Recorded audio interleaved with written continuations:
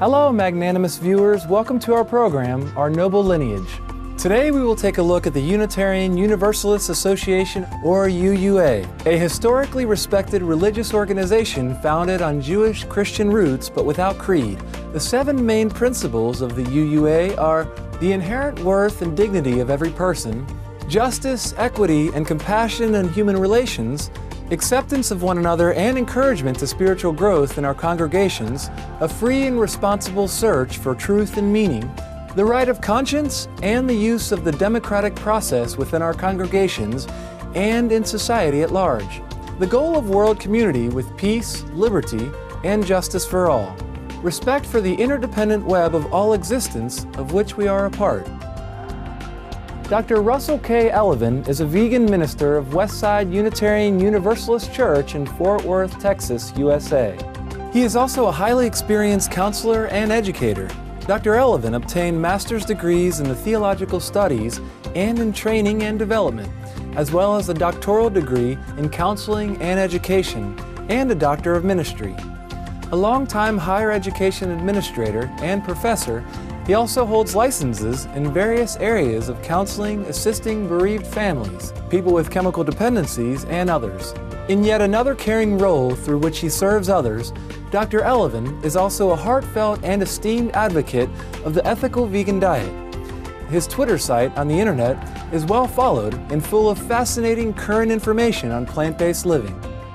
Dr. Russell Elleven introduced more about the Unitarian Universalist Association's significant contributions while sharing from his own inspiring personal journey. Unitarian Universalism is, in my estimation, a very progressive religion, a very progressive faith tradition. And when I have gone through the studies that I had gone through, studying world religions. You know, in divinity school, I studied Buddhism, I studied Hinduism, I studied Native American religious traditions. When I looked at world religions, when I looked at my own path within religion, Unitarian Universalism, as best I could tell, was the only place that I could really go and be authentic. Within our congregations, there are people who may call themselves UU Christians, so see Jesus as a wise teacher and prophet. We have a certain percentage of our congregation who would call themselves UU Buddhists, and so they follow the teachings of the Buddha. We have people within our congregation who follow an earth-centered spirituality, a pagan spirituality, if you will. And then we have a high percentage of our congregants who are non-theistic, who do not believe in a supernatural power at all. They believe in science and how we interact with one another as human beings and making this place we're in right now as good as it can be, heaven on earth, if you will. So with that wide variety of people, with my academic background, it seemed like the place that I could go and serve in the best way possible and in the most authentic way possible for myself. And I have to say, I think it's worked out fairly well.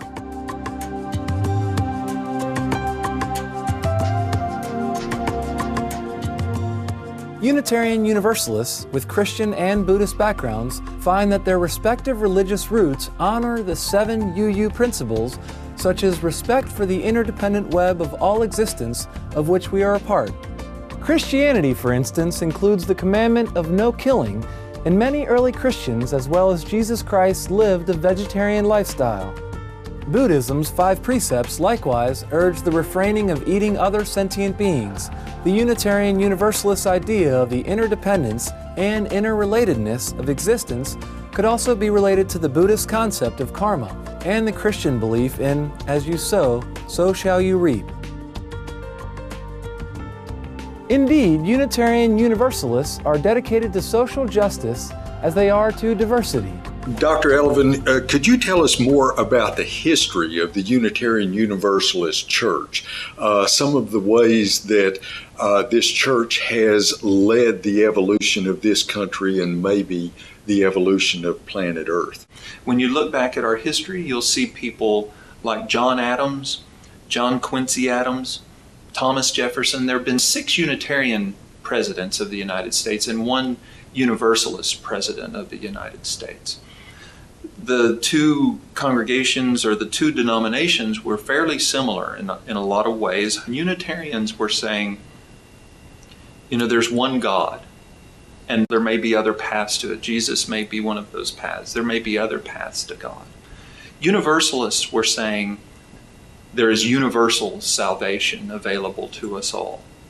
Now, some of the ways that I believe that Unitarian and Universalists who came together in 1961 to form the Unitarian Universalist Association is that we've been on the forefront of many progressive kinds of issues. And the area of slavery in this country that's been so deeply dividing and hurtful, Unitarians and Universalists were some of the first people to come out and say that this institution of slavery is evil. Theodore Parker, one of our liberal prophets, is so far out ahead of mainstream America with regard to the slavery issue. When Martin Luther King Jr. wanted clergy on the line with him in Selma, he called the president of the Unitarian Association and said, "We need your people there." And there were more Unitarian clergy and Universalist clergy proportionally at the March on Montgomery than any other type of clergy. We have also been fairly consistent in our push towards equality for lesbian, gay, bisexual, transgendered people, and saying that they have worth and dignity as well. We are constantly striving to try to show the worth and dignity of all humanity. How are animals viewed in the Unitarian Universalism? That's a wonderful question, and something that I hope to help move along in this progressive way that we've talked about with other issues. And one of the things that gives me hope within Unitarian Universalism is that we are forward thinking. And where other people may be reticent or hesitant to look at animals as being a part of that interdependent web or of having worth and dignity in and of themselves, I think Unitarian Universalism has the potential to look at that in a more progressive way. Within our congregations is an organization called Unitarian Universalist Animal Ministry, and they're available online at uuam.org. I've been part of a group of people who are creating a curriculum that congregations can take part in, where we hope the idea of animals sharing space on this earth with us is brought to a little bit higher level. Dr. Elleven, can you tell us how you became a vegan? And if it's okay with you, can you discuss some about how it aided in your recovery and helped you become a cancer survivor? Well, yeah, I'm really glad you asked me that. A lot of times, honestly, I just forget. I forget that I have one arm, or that I've gone through a major colon surgery because of cancer. When I was 13 years old, we lived on a small place, 10 acres. We had ducks and chickens and pigeons and cows. And at the age of 13, I was able to look in those cows' eyes and realize that there was more there going on than what I had been told by other people. That they couldn't feel things, that when you dehorned them, that it was like cutting our fingernails. I could tell that I'd been lied to. So while I can't claim that it lasted very long, I knew at age 13 that I shouldn't be eating animals. And it was at the same time that I had cancer.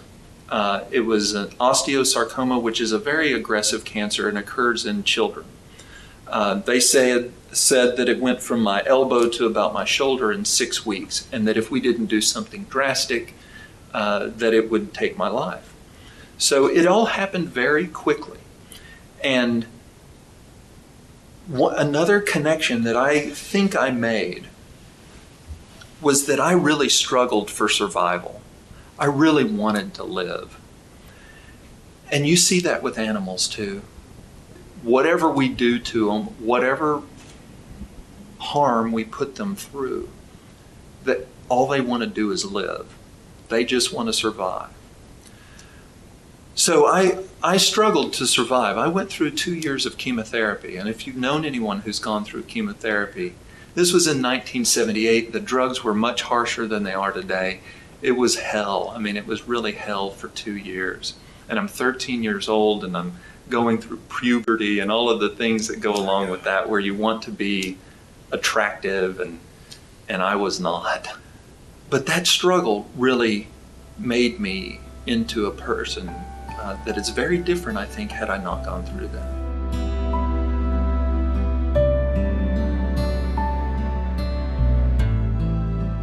Having survived the bone cancer, Dr. Elleven started avoiding most meat products for many years, consuming fish and dairy on occasion. But in 2004, he was diagnosed again, this time with one of the most common fatal cancers in the United States. It was colon cancer, and we had to do surgery with that. When you are under the complete and utter care of the medical profession, where you show up when they tell you to show up, you lie down where they tell you to lie down, and you take the drugs or the radiation as they tell you to, I felt like I had no control. And so I started reading about ways that diet might affect cancer, particularly colon cancer, prostate cancer, in women, breast cancer. These typical kinds of cancers that people in the United States seem to get. And I found that if I cut out all animal products, that would improve my health. And it did. My weight is now in the very middle of the body mass index that it should be for someone my height. My blood pressure is pretty normal. My cholesterol is fantastic.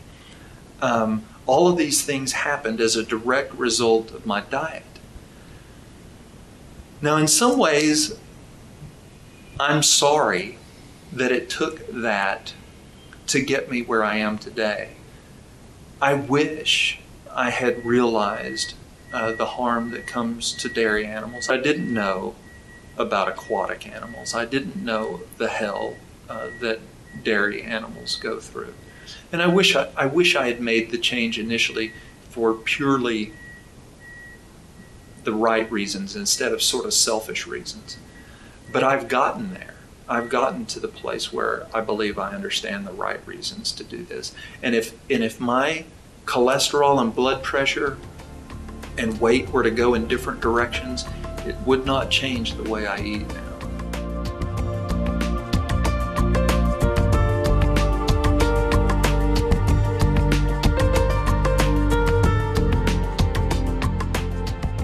Thank you for your presence today on Our Noble Lineage. Join us again next Sunday, July 3rd, for the second and final part of our program featuring the Unitarian Universalist Association with compassionate vegan minister Dr. Russell K. Elleven. We will explore the organization's call for ethical eating as a solution to social injustice and global warming, and more. If I could hope for a world that looked vegan, it would be one where we have realized the limits of this planet that we live on. It would be one where everyone recognizes the inherent worth and dignity of everyone else. But it wouldn't stop there. It would also recognize the inherent worth and dignity of all sentient beings.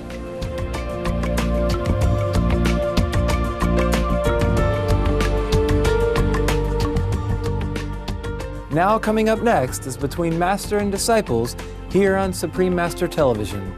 May the wisdom and love of heaven guide our everyday lives.